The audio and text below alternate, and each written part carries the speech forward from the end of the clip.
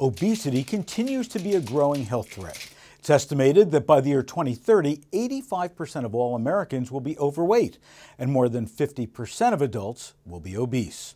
Nutrition labels can act as an important aid in helping consumers to eat healthier and have been found to decrease daily intake of calories, total fat, saturated fat, cholesterol, and sodium, and to increase the intake of fiber.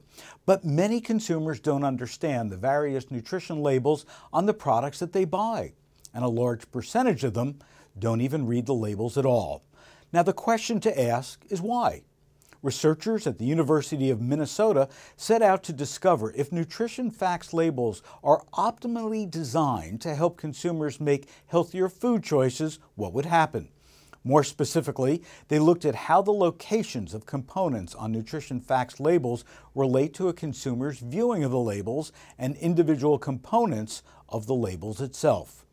Results of the study were published in the Journal of the American Dietetic Association, and researchers found that more than 70% of participants viewed one or more nutrition facts label components either often or almost always.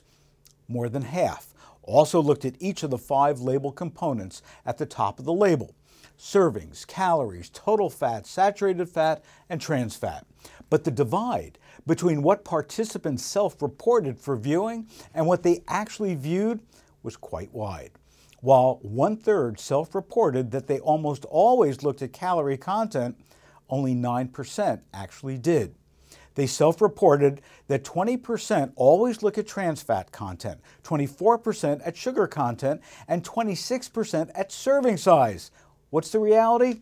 1% of the participants actually always looked at each of these components. Another crucial discovery: the importance of label location. Labels in the center column received 30% more view time than the same labels when located in a side column.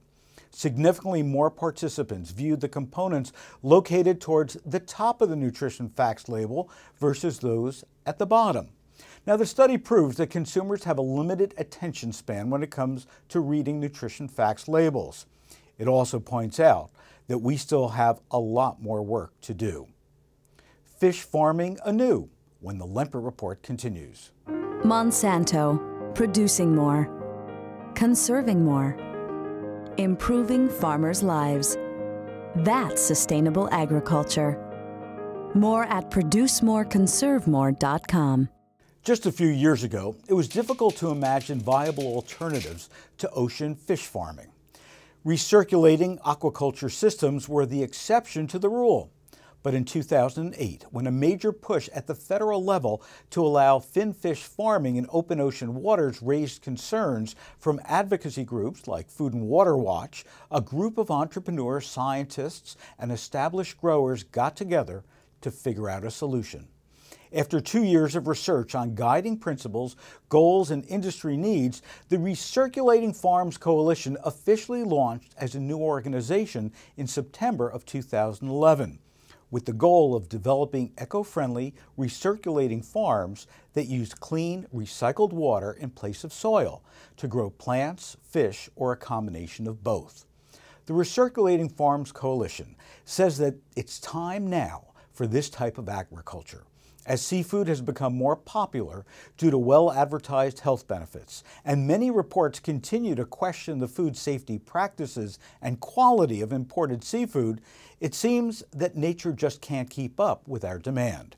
Because they're so versatile in size, shape, and what they can grow, these recirculating farms are especially useful in places where space is limited, like in urban areas, where a large amount of food is needed.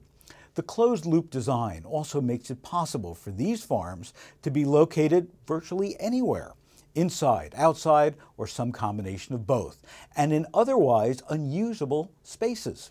This means that farms can be within the communities that will use the products, and being a closed system means that it's more difficult for pollutants, disease, and parasites to get in.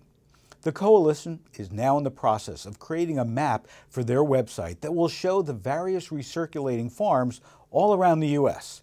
It includes information about what type of recirculating system is used, what they grow, where the products are sold, to help consumers access them more easily. Albeit slowly, it seems we're starting to redesign our food culture, moving away from factory farms and back towards sustainably grown, local, and fresh food. This is just another example. For more on this system, just log on to foodnutritionscience.com.